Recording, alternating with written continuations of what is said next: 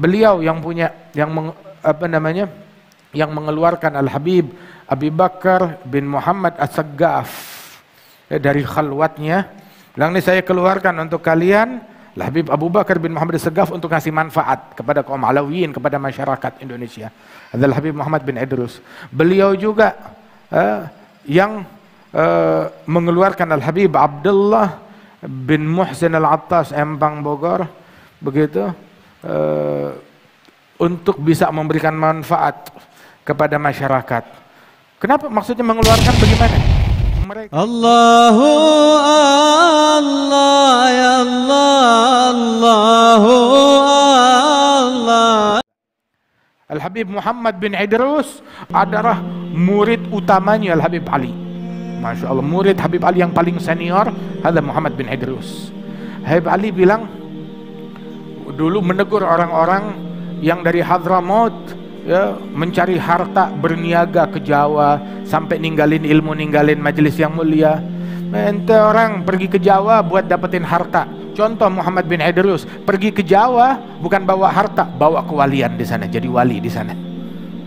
Bukan cuma harta yang didapat, jadi wali.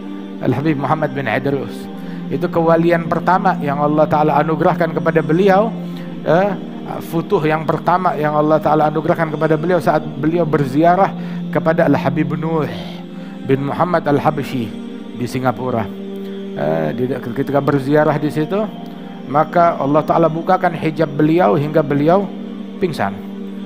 Kemudian di kali kedua di satu tempat di Singapura juga, beliau lagi bersandar di suatu pohon, tahu-tahu datang hal, dibukakan hijabnya oleh Allah Ta'ala. Saat beliau bersandar itu pohon ya, langsung kering dan semua daun-daunnya rontok. Saat itu juga nggak kuat menampung hal yang beliau terima. Tersebut hadal Habib Muhammad bin Idrus Al-Habsyi. Beliau adalah guru besar dari para wali-wali besar yang ada di Indonesia ini. Beliau yang punya yang mengeluarkan Al-Habib Abi Bakar bin Muhammad As-Saggaf dari khalwatnya. Bilang ini saya keluarkan untuk kalian Al-Habib Abu Bakar bin Muhammad As-Saggaf untuk ngasih manfaat kepada kaum Alawiyin, kepada masyarakat Indonesia. Adalah Habib Muhammad bin Idrus. Beliau juga yang mengeluarkan Al-Habib Abdullah bin Muhsin Al-Attas Empang Bogor, begitu, untuk bisa memberikan manfaat kepada masyarakat. Kenapa? Maksudnya mengeluarkan bagaimana? Mereka ini sudah hampir-hampir khalas, hanyut. Tahu artinya hanyut? Tenggelam di dalam lautan ma'rifah hingga ya khalas, udah nggak kenal, hampir-hampir udah nggak kenal manusia lagi. Tapi kalau udah begitu, nggak ada yang bisa metik manfaat. Nah, Al-Habib Muhammad bin Idrus menarik mereka lagi agar mereka ini bisa memberikan manfaat kepada masyarakat dan khalayak ramai. Al-Habib Abdullah bin Muhsin Al-Attas, Al-Habib Abu Bakar bin Muhammad As-Saggaf. Beliau ini Al-Habib Muhammad bin Idrus adalah orang yang mendirikan haul pertama di Indonesia. Haul pertama di Indonesia dilaksanakan oleh Al-Habib Muhammad bin Idrus. Haulnya siapa? Beliau adalah orang yang pertama bikin haul di Indonesia. Dan haul yang pertama beliau bikin adalah haulnya Al-Habib Muhammad bin Tahir Al-Haddad Tegal. Ini yang cerita ke saya adalah Ammi Ahmad bin Ali bin Ahmad bin Abdullah bin Talib Al-Attas. Itu beliau cerita pas kita pulang dari haul Solo, terus kita ke Surabaya, jumpa dengan Ammi Ahmad. Beliau dari Pekalongan terus ke Solo, terus ke Surabaya, hadir Al-Habib Muhammad bin Idrus. Dia bilang, ini Al-Habib Muhammad bin Idrus, beliau yang pertama bikin haul di Indonesia. Haulnya yang beliau bikin, haulnya Al-Habib Muhammad bin Tahir bin Umar Al-Haddad yang ada di Tegal tersebut, radhiyallahu anhu warḍahum. Jasanya besar Al-Imam Muhammad bin Idrus Al-Habsyi ini.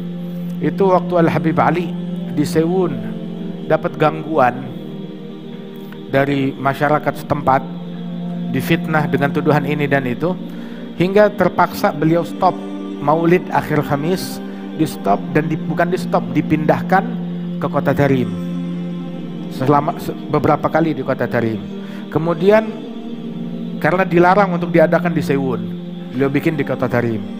Itu Kemudian beliau tulis surat kepada murid beliau Al-Habib Muhammad bin Idrus, ya, bikin maulid akhir Khamis, wakilkan saya bikin maulid akhir Khamis di Jawa, di Indonesia.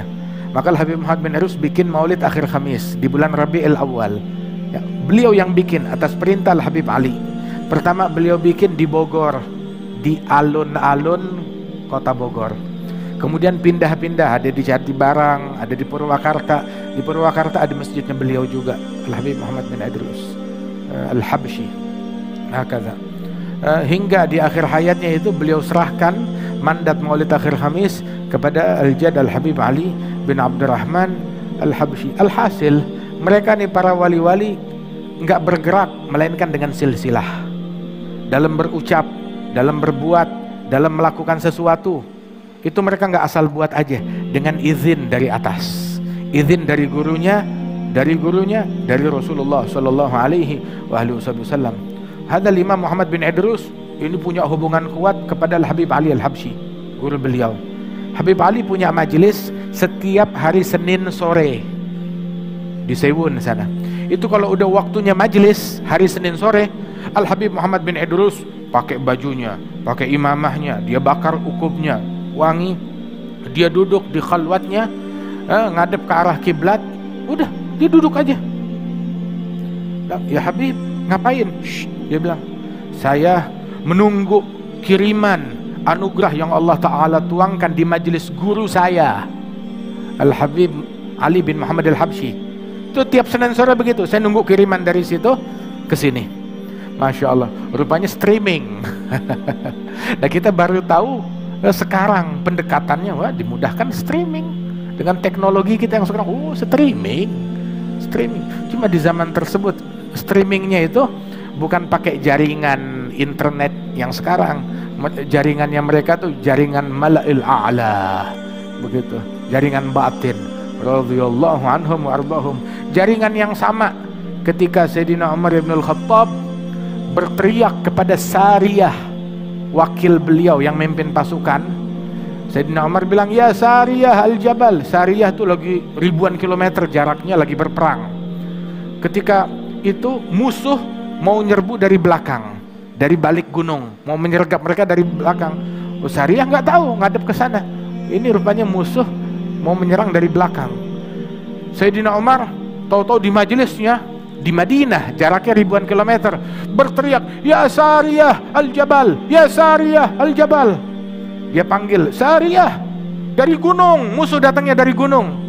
Sariyah yang jaraknya ribuan kilometer, lagi mimpin pasukan, menanti-nanti musuh, tahu-tahu dengar suara Sayyidina Umar, gunung, dari arah gunung.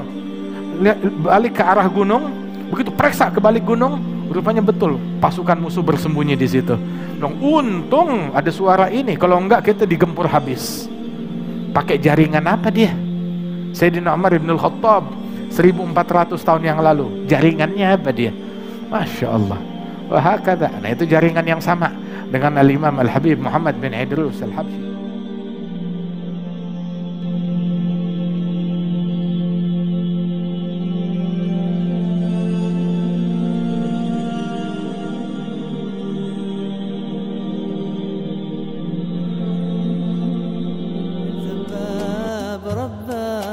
واترك كل دون واسأله السلامة من دار الفتون.